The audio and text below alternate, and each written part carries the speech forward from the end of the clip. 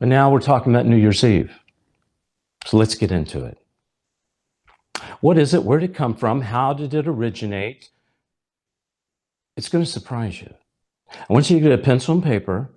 I want you to listen to me because it's a little complicated, but I want to go through this. All right? I believe there's a new day coming. I'm going to say, I'm not going to call it a prophecy, but I'm going to say, I believe there's a new day coming, and there's a new day Moses out there. You're part of it. I'm part of it. It's the youth. And when I say youth, I don't mean the young, just you're young in age, but I'm talking about you're young in heart. We are the ones going to carry the torch. We're the ones that are going to burn down the old religious system. We're the ones that are going to carry the truth for God. We're the ones that are going, if the Lord didn't come back, make the path for future generations so they have a place to walk instead of fumbling through the cornfield trying to find their way. And folks, this is you and I. This is the beginning. This is the gathering. We talk about things the church flat out refuses to talk about. They turn their back on it. They don't want to deal with holidays. They don't want to, don't bring up Easter. We're going to hide some Easter eggs. Don't bring up New Year's, David. This New Year's, you're going to destroy my whole New Year's now. I was going to go around and sing Old Lang Syne and, whatever. All right. I want to know what God's people are going to do, what you and I are going to do when we hear the word of God, when we hear God's voice say, I need for you to listen to this. Here it comes. New Year's, it's equated to time. Now listen to me. Out with the old, in with the new. It's symbolized by Father Time.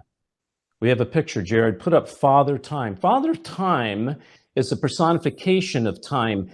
And throughout the centuries, he is usually depicted as like this old, elderly, bearded man, sometimes with wings, dressed in a robe, carrying a sickle. That's important. Listen to this. He has an hourglass or some other type of clock behind him. I think that picture has a clock. Father Time is associated with our New Year's system. Now, you may go, well, I don't think of Father. Well, it is. Okay? It's the emblem of it, Father Time. But here's the origin, and it's interesting. But in order to find out where it came from, we've got to start going back in time and work our way forward. The ancient Greeks began to associate Kronos, their word for time. That was their word for time, Kronos. But it was actually an agricultural god. It was a Greek god, Kronos, who had a sickle. The Romans equated Kronos with Saturn. That was another god. Now remember Saturn. He also had a sickle. But who is Saturn? Well, Saturn was a Greek god. Okay? Now remember, Father Time originated from the Greek god Cronus, and Cronus was equated with the Greek god Saturn. But let's take a look at Saturn. Who is Saturn? Now keep Saturn on the table one second. I need to do a footnote. All right, so David, come on. New Year's Eve, something that we as a modern day society, we celebrate New Year's Eve. It's modern day. It doesn't go way back in time. Glad you brought that one up. The nation Mesopotamia, I probably didn't pronounce that right. Mesopotamia, the nation instituted the concept of celebrating New Year's 2,000 years BC. That's 2,000 years before Christ, which means it was 4,000 years ago they started celebrating New Year's. And by the way, where's Mesopotamia? Oh, that's modern day Iraq. Okay, so how did it get through the centuries? How did it get from 4,000 years ago to where we are today? All right, it was Julius Caesar, Emperor of Rome, who instituted the pagan New Year's festival on January the 1st in 46 BC. The New Year's festivities, they originated in Babylon, but they found their way to Greece, and finally Rome. And of course, we have Constantine that comes along, and he wants to marry all the religions together, and they worship the sun god. That's why we go to church on Sunday instead of Saturday, because he just meshed it all together, worshiping that good old sun god. All right? So let's get back to New Year's Eve. The Romans called it New Year's. They called their New Year's was Saturnalia, in honor of the god Saturn. Saturnalia in honor of the god Saturn.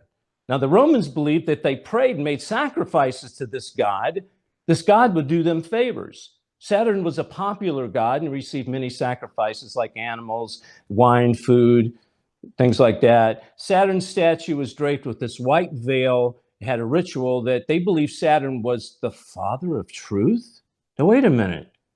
Wasn't Father Time that's associated with our modern day New Year's the father of truth? But yet Saturn was considered the father of truth? So they spent Saturnalia, their holiday, gambling, singing, drinking, playing music, socializing, who knows what else they did. On the last day, they gave these little trinkets. They were called terracottas. And the symbol terracotta that they gave on their New Year's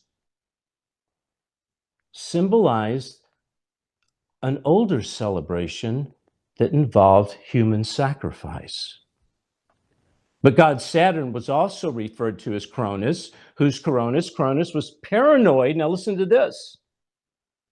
Saturn was paranoid of the children that they were getting ready to give birth to, so he ate his children.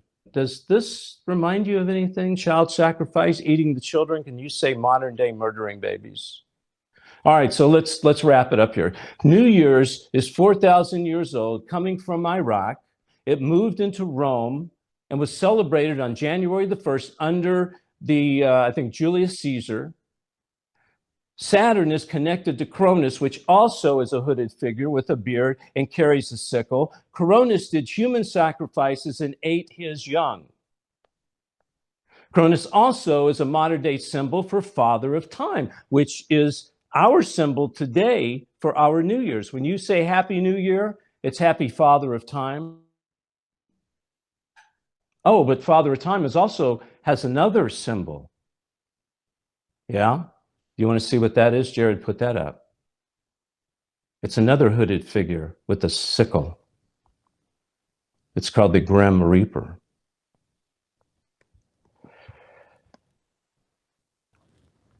Could it be that this New Year's celebration that came from a Greek god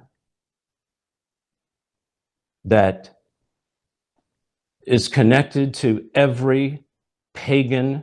I lined it out for you, and there's a lot more than that. It's just I couldn't be more complicated because it made my brain explode, and I know it'll probably make yours.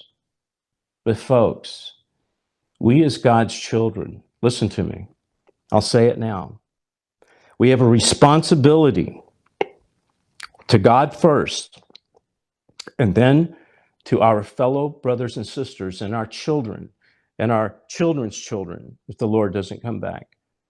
That if we think there's one inkling of truth in something, like what I just said, where God may be offended, we must, first of all, abstain, stop it. You say, David, I don't know what to do. What do I replace it with? Hey, how about nothing? How about just praising God? Huh? People want to open presents. People want to have a Christmas tree. People want to, why don't you just pray? Excuse me, I can't open presents today. I'm just praising God, giving God the glory. But it's New Year's. Let's go out and see Old Lang Syne. Let's go, have a toast. Let's watch the ball. Sorry, I'm abstaining as if fasting. I'm just praising God. Deuteronomy 12:31. Let's go there. Jared, Deuteronomy 12:31. You must not worship the Lord your God in their way, because in worshiping their gods, they do all kinds of detestable things that the Lord hates. They even burn their sons and daughters in the fire as sacrifices as gods. The god Cronus, remember? Connected to child sacrifice. God says we can't mix with this pagan stuff. Go to 1 Corinthians 10, 21, 22. You cannot drink the cup of the Lord and the cup of demons too. You and I, we can't drink the cup of the Lord and the cup of demons too. You cannot have a part in both the Lord's table and the table of demons. Are we trying to arouse the Lord's jealousy? Are we stronger than he? Folks, I believe if we'll just abstain, you don't have to replace it with anything. Abstain from this nonsense, from the demons, dining with the demon at his table, from these changed times and changed laws that the devil has done. If we'll stop that, we will see the power of God rise up in his people, and you and I, we're going to be walking on a much higher level. The time has come for God's people to take a stand. Legalize Jesus. Text 71777, the word chosen, to 71777, or go to davidheavener.tv/chosen. Join the movement.